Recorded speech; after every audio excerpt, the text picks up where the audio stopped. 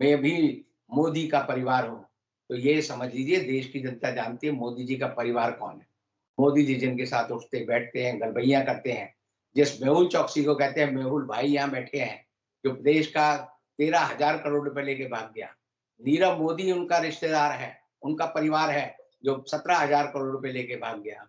उससे पहले ललित मोदी है, जिसको भगाने में सुषमा स्वराज ने कहा कि मानवीय आधार पर मैं इस पापी को हिंदुस्तान से जाने में मदद कर रही हूँ। और क्यों कर रही हूँ?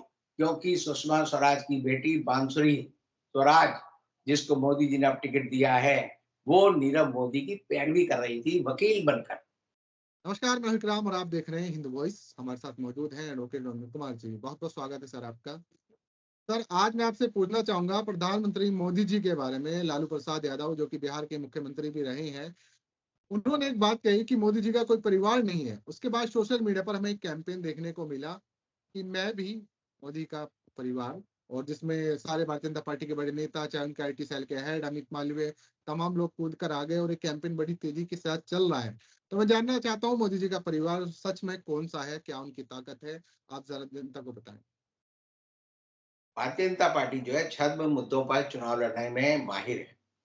वो कभी भी भूख, बेरोज़गारी, बेकारी देश में भ्रष्टाचार, इन मुद्दों पर कभी चुनाव नहीं लड़ती। वो ऐसे मुद्दे ढूँढ के लाती है जिससे लगे कि उनके उन मुद्दों पर एक भावनात्मक मूर्खता का अभियान चले और लोग कहें कि मोदी जी के खिलाफ जो भी व्यक्ति बात करता है, वो गलत है और वो मोदी जी की ट्रोल आर्मी जो है, उस मुद्दे को जो महत्वहीन बात होती है, उसको बड़ा मुद्दा बना लेती है।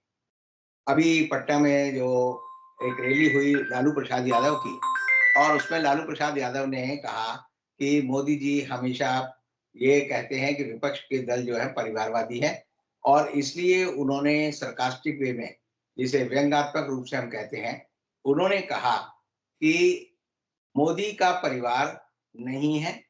वो इसलिए नहीं है क्योंकि मोदी के अंदर हिम्मत नहीं है कि वो बच्चे पैदा कर सके। हमने 9 बच्चे पैदा किए हैं, लालू प्रसाद यादव ने कहा और उन्होंने ये भी कहा कि मोदी जो है हिंदू नहीं है। मोदी हिंदू क्यों नहीं है? उन्होंने कहा कि जब मोदी की माताजी का स्वर्गवास हुआ, तो मोदी जी ने जो हिंदू परंपरा है, उसके मुताबिक जो है ना तो अपने बाल मुंडवाए, ना अपनी दाढ़ी मुंडवाई और इसलिए उन्होंने कहा कि ये हिंदू नहीं है, ये छद्म हिंदू है। ये 2 बातें जो है लालू प्रसाद यादव ने कही और उसको लेकर जो है संघ परिवार ने तुरंत अपनी रणनीति बना ली कि मैं भी मोदी का परिवार हूँ। और उसको ट्विटर पे और दूसरी तरह जो है आगे बढ़ाने लगे और उसी तरह बढ़ाने लगे जब राहुल गांधी ने 2019 के चुनाव के दौरान कहा कि चौकीदार चोर है। मोदी जी कहते थे मैं चौकीदार हूँ और तब हुआ कि चौकीदार चोर है। तब मोदी जी ने अपने जो ट्विटर हैंडल पर लिखा नरेंद्र मोदी मैं भी चौकीदार हूँ। और उसके बाद सबने चौकीदार हूँ, हूँ करने लगे सियारों की तरह और सारे देश में हो गया कि मैं भी चौकीदार। अब जो है ये बात अब नई शुरू हुई है, जिसमें सब कह रहे हैं कि मैं भी मोदी का परिवार हूँ। मज़े की बात ये है कि ये ट्विटर पर बड़ी तेज़ी से चल रहा है और पूरा संघ का जो ट्रोल आर्मी है, आईटी सेल है, वो सब लगे हुए हैं कि सिद्ध करने में कि हम मोदी का परिवार हैं। अब उसमें देखिए कि मोदी के परिवार में जिसकी बात को लेकर परिवार बनता है, वो बनता है पति-पत्नी के शादी के बाद। बच्चे तो ख़ैर वैसे भी हो सकते हैं अगर स्त्री-पुरुष संबंध बनाएँ, लेकिन मोदी जी की पत्नी है जसोदा बहन। अब जसोदा बहन के बारे में आप समझ लीजिए कि मोदी जी ने 2014 तक अपने किसी भी चुनावी घोषणा पत्र में अपनी पत्नी का नाम नहीं बताया। मैंने सबसे पहले 2013 में इस बात को उठाया था, तब हमने वीक मैगज़ीन थी उसमें एक पूरा आर्टिकल छपवाया कि मोदी जी की पत्नी का नाम जसोदा बहन है और मोदी जी को लगा कि 2014 के चुनाव में मेरा पर्चा अपनी पत्नी का नाम नहीं भरूँगा, तो मेरा पर्चा जो है पूरी तरह से खारिज हो जाएगा। तब उन्हें मजबूरी में कहना पड़ा कि जसोदा बहन मेरी पत्नी है और तब लोगों ने सैद्धांतिक रूप से माना कि मोदी का परिवार है। अब समझिए कि जसोदा बहन से मोदी जी का कोई बच्चा नहीं है, क्योंकि उन्होंने अपनी पत्नी को छोड़ दिया। अब जो व्यक्ति कहता है मेरे परिवारजनों, हर जगह कहेंगे मेरे परिवारजनों, उस आदमी ने अपनी बीवी को छोड़ दिया, उसको कभी मेंटेनेंस नहीं दी, उसको कभी रिकॉग्नाइज़ नहीं किया। उसके इस बात का भी कोई ध्यान नहीं रखा कि ये मेरी अर्धांगिनी है, मैंने 7 फेरों की गारंटी सबसे पहले मोदी ने अगर किसी को दी अपने जीवन में, तो वो जसोदा बहन को दी थी जब उन्होंने 7 कस्में खाई थी, सप्तपदी की थी। अब मोदी जी जो है उसके बाद फुर्र हो गए। अब फुर्र क्यों हो गए? क्योंकि वो परिवार का दायित्व नहीं उठा सकते। उनके अंदर वीकनेस है, उनके अंदर कमजोरियां हैं। वो कौन सी कमजोरियां हैं ये इस बारे में हम चर्चा ना करें तो अच्छा है।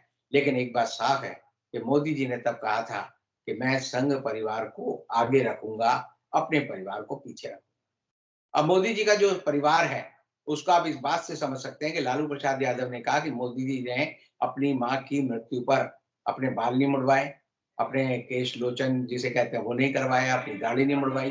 तो आप देखिए मोदी जी की मां का जब देहांत हुआ तब एसपी जी ने क्या किया? एसपी जी ने जसोदा बहन को नजरबंद कर लिया कि वो अपनी सास के इस कार्यक्रम में ना जा सके। जब उनकी मां की शव यात्रा निकल रही थी तो मोदी का कोई भाई, मोदी का कोई रिश्तेदार, मोदी का कोई कुटुंब का आदमी को एसपी जी ने आगे नहीं आने दिया। मोदी जी वहां गए, अपनी फोटो खिंचवाई, अपनी मां के शव यात्रा के साथ चले। और उसके बाद आप देखेंगे मां की जब 13वीं होती है, मां की 10वीं होती है, मां की उठावनी होती है, उसमें मोदी जी नहीं गए। मोदी जी उनकी अस्थि के विसर्जन में भी नहीं गए। उनकी 13वीं में ब्रह्म भोज भी नहीं कराया उन्होंने। और आप समझ सकते हैं मोदी जी ने अपनी मां का इस्तेमाल सिर्फ 2 अवसरों पर करते थे। एक तो जब वो वहां मिलने जाते थे जसोदा बहन से, वो अपनी मां से, तो मां से मिलने के लिए पूरे पत्रकारों की भीड़ जाती थी, कैमरे दिखाते थे कि मोदी जी अपनी मां से मिल रहे हैं। और दूसरा इस्तेमाल उन्होंने अपनी मां का जब किया, जब नोटबंदी हुई थी, तब उन्होंने कहा था कि मोदी की मां जो है थ्री व्हीलर में बैठकर 4,000 रुपए निकालने गई। आप समझिए 90 साल से ज्यादा उम्र की औरत को उसका बेटा जो कि प्रधानमंत्री हो, वो उसको कहे कि माँ तो थ्री व्हीलर में बैठ, अपने नोट बदलवाने बैंक की लाइन में लग और पैसे निकाल के ला। और उनको जो है मोदी जी को क्या हुआ, मोदी जी ने बाकी किसी परिवार का कभी ध्यान नहीं रखा। उनके परिवार के बारे में जब खबर आती है तो ये आती है कि दिल्ली में उनके भाई की बहन की लड़की जब आई और गुजराती समाज में उसका पर्स छिन गया, तब मोदी जी ने उसकी वो नहीं ली सुध बुध। किसी व्यक्ति को प्रधानमंत्री निवास में अपने परिवार के एक भी आदमी को नहीं ठहराया उन्होंने। इससे आप समझ सकते हैं कि मोदी जी एक निर्मम व्यक्ति हैं। उनमें कोई मानवीय गुण नहीं है। लोग अपनी भतीजी को, अपने पोते पोतियों को, अपने भाइयों को, अपनी भाभियों को, अपनी बहनों को सम्मान देते हैं। मोदी जी ने क्या कर रखा है? नौटंकी के लिए वो कहेंगे मेरे परिवारजनों, और अपने परिवारजनों को कहेंगे दूर जनों, बाहर जाओ, भाग जाओ, मैं तुम्हें नहीं पहचानता। तो ये जो नाटक है कि जब जब सब लोग कह रहे हैं कि मैं भी मोदी का परिवार हूँ, तो ये समझ लीजिए देश की जनता जानती है मोदी जी का परिवार कौन है। मोदी जी जिनके साथ उठते बैठते हैं, गलबैयाँ करते हैं, जिस मेहुल चौकसी को कहते हैं मेहुल भाई यहाँ बैठे हैं, जो देश का 13,000 करोड़ रुपए लेके भाग गया। नीरव मोदी उनका रिश्तेदार है, उनका परिवार है, जो 17,000 करोड़ रुपए लेके भाग गया। उससे पहले ललित मोदी है, जिसको भगाने में सुषमा स्वराज ने कहा कि मानवीय आधार पर मैं इस पापी को हिंदुस्तान से जाने में मदद कर रही हूँ। और क्यों कर रही हूँ? क्योंकि सुषमा स्वराज की बेटी बांसुरी स्वराज, जिसको मोदी जी ने अब टिकट दिया है, वो नीरव मोदी की पैरवी कर रही थी वकील बनकर। यानी कि उसने पैसे लिए और माँ ने जो है उसकी मदद की, बाप ने मदद की। और अब ये बताएंगे कि हमें देशभक्ति का पाठ जो है बांसुरी स्वराज से सीखना चाहिए। मोदी जी के परिवार में कौन है? आशाराम बापू हैं। मोदी जी के परिवार में कौन है? राम रहीम है। मोदी जी इनके बड़े गुण गाते हैं। सारे चोर लुटेरे जो शैतान हैं, वो जो है मोदी जी का परिवार हो जाते हैं। और 54 लोग जो हिंदुस्तान की तकरीबन 2 लाख करोड़ रुपए का बैंक घोटाले करके और दूसरे घोटाले करके कर चुरा कर हिंदुस्तान छोड़कर भाग गए हैं, वो मोदी जी का परिवार है। और वो मोदी जी का परिवार क्यों है? क्योंकि मोदी जी को पता है कि इनके पास पैसा है। मोदी जी के मन में अपने परिवार के लिए कोई प्रेम नहीं है। अगर मोदी जी के लिए अगर ये होता कि 140 करोड़ लोग मेरा परिवार है, मेरे परिवारजनों है, तो अभी सोमवार को एक बड़ी हृदय विदारक खबर जो है दिल्ली यूनिवर्सिटी से आई। एक डॉक्टर रितु सिंह है, उनको जो है एडॉक प्रोफेसर का पद दिया गया था दिल्ली के दौलत राम कॉलेज में। और वो जो है साइकोलॉजी की डिपार्टमेंट की हेड भी थी। अब उनके साथ क्या किया कि जब उनकी नौकरी लगनी थी तो उनको नौकरी नहीं दी, बल्कि उनको जो है संघ परिवार ने माना कि हमारी विचारधारा की नहीं है, तो इसको इसके पद से बर्खास्त कर दो। पद से बर्खास्त कर दिया। उसके बाद भी उस औरत ने उस लड़की ने कोई हिम्मत नहीं हारी और उसने क्या किया, एक पकौड़े की दुकान सोमवार को दिल्ली विश्वविद्यालय के छात्र मार्ग पर, जो स्टूडेंट यूनियन का मार्ग है, उस जगह पर एक पकौड़े की दुकान लगाई और उस पकौड़े की दुकान में उसने क्या अपने पकौड़ों का नाम रखा। पकौड़ों के नाम उसने, मोदी जी कहते हैं ना, पकौड़ा बेचना भी एक रोजगार है। पढ़े लिखे लोगों को अगर पकौड़ा बेचने की नौबत आए तो बेचना चाहिए। तो डॉक्टर प्रोफेसर रितु सिंह ने पकौड़े बेचे और पकौड़ों के नाम जो है वो बड़े अच्छे रखे। आप पढ़ेंगे सुनेंगे तो बड़ा मजा आएगा। एक है SC ST OBC backlog pakora, एक था जुमला पकौड़ा, क्योंकि मोदी जी जुमले बड़े बोलते हैं। एक था pakora special recruitment drive pakora, एक पकौड़ा था NFS पकौड़ा और एक पकौड़ा था डिस्प्लेसमेंट पकौड़ा। और तब क्या हुआ, जब उसने पकौड़ों की दुकान खोली तो मोदी जी की पुलिस, दिल्ली पुलिस, जो कि मॉरिस नगर में रूपनगर एक थाना है, वहां का SHO वहां गया और वहां पर उसने रितु सिंह, डॉक्टर रितु सिंह और उनके साथ के आशुतोष के खिलाफ एक मुकदमा दर्ज किया। वो मुकदमा किया 283/34, यानी 283 धारा अगर आप पढ़ लेंगे तो मन करेगा कि दिल्ली पुलिस के हर SHO को इस SHO से प्रेरणा लेनी चाहिए। मैं लक्ष्मी नगर रहता हूँ। लक्ष्मी नगर मेन बाजार में दिल्ली पुलिस ने हर दुकानदार को कह रखा है, तुम अपनी दुकान के आगे 6-6, 8-8, 10-10 फीट सड़क घेर लो। किसी भी मार्केट में चले जाओ, किसी भी जगह चले जाओ, मालवीय नगर चले जाओ, कमला नगर चले जाओ, मैं कहता हूँ कृष्णा नगर चले जाओ, हर जगह दुकानदार सड़क पर सारे ट्रैफिक को रोककर अपनी दुकानें लगाए हुए हैं। लेकिन उनके खिलाफ कोई भी SHO बेईमान SHO, दिल्ली पुलिस का बेईमान पुलिस आयुक्त 283 धारा में मुकदमा दर्ज नहीं करता। 282-83 धारा क्या है कि अगर कोई व्यक्ति सड़क पर किसी का मार्ग रोकता है, किसी को इंजरी करता है, मान लो चोट पहुंचाता है, किसी को नुकसान पहुंचाता है, तो उसके खिलाफ जो है 283 सेक्शन में मुकदमा दर्ज होना चाहिए। और 34 इसे लगा क्योंकि रितु सिंह के साथ आशुतोष, 2 आदमियों को जोड़ेंगे तो 34 आ जाएगा। उसमें उससे मुकदमा दर्ज कर लिया। मुकदमे की सजा क्या है, वो है 200 रुपए का जुर्माना। अब 200 रुपए का जुर्माना रितु सिंह पे हुआ, ये कंपाउंडेबल नहीं है। लेकिन क्या दिल्ली पुलिस के सारे SHO की आंखें फूट गई हैं? जो दिल्ली की सड़कों पर, दिल्ली के हर फुटपाथ पर लोगों ने, रेहड़ी वालों ने, दुकानदारों ने कब्जा कर रखा है। हर थानेदार जो है 200 रुपए के जुर्माने की जगह 1000 रुपए, 2000 रुपए रिश्वत लेता है पटरी वालों से, दुकान वालों से, जो दुकान पर कब्जा कर रखे। अब आप देखिए कि देश में संविधान और कानून किसके खिलाफ है? पढ़े लिखे लोगों के खिलाफ, जो अपनी आवाज उठाते हैं। ये सरकार चाहती है कि लोग गूंगे बन जाएं, बहरे बन जाएं, आंखों से अंधे हो जाएं, ये ना देखें हमारे साथ अन्याय हो रहा है। और इसीलिए उस अन्याय को जारी रखने के लिए ये लाए हैं भारतीय न्याय संहिता, भारतीय न्याय प्रक्रिया संहिता, भारतीय न्याय साक्ष्य संहिता, जिसका मतलब यह है कि लोगों को गुलाम बनाया जाए, उनको जेल में रखा जाए और जो सरकार की बुराई करे उस पे कहो भाई तुम्हारा पर्चा काट दिया, अब तुम जो है आतन अपराधी हो गए हो, अब तुम्हें जो है अदालत में जाना है। जज भी वाणी सुनता। यानी अदालतों का इतना सड़ा हुआ रूप अगर आपको देखना हो तो 283 सेक्शन का जहां पर भी FIR होगा वहां जाएंगे ना लोग, तो वहां पर अहलमत कहेगा चलो बाहर निकलो, बाहर निकलो, तुम साले हिंदुस्तान के नागरिक नहीं हो, बाहर निकलो। और सबके हाथ से पर्चे छीन लेगा। फिर उनको टाइम देगा, 2 बजे आना। 2 बजे जब आएंगे जज साहब कहेंगे, वो शक्ल भी उठा के नहीं देखेंगे, पूछेंगे भी नहीं किसी से, कहेंगे 500 रुपए जुर्माना, 1000 रुपए जुर्माना, 2000 रुपए जुर्माना। फिर उनको कहा जाएगा लाइन में लगो, जमा करो पैसे, जमा लोग पैसे कर देंगे। उसके बाद वो बेचारे बाहर बैठे रहेंगे, दलाल आएगा, वो सबकी पर्ची लेगा और सबको बांट देगा। दिल्ली पुलिस और दिल्ली की न्यायालय जो मैंने देखी है, वो जो है 283 के रूप में नागरिक को बताती है कि तुम आदमी नहीं हो, तुम्हारी कोई जाहिलियत हैसियत नहीं है। लेकिन वही पुलिस जब उसे पैसे मिलते हैं तो वो कहती है ये मोदी का परिवार है, प्रधानमंत्री का परिवार है, इनको पूरा अधिकार है।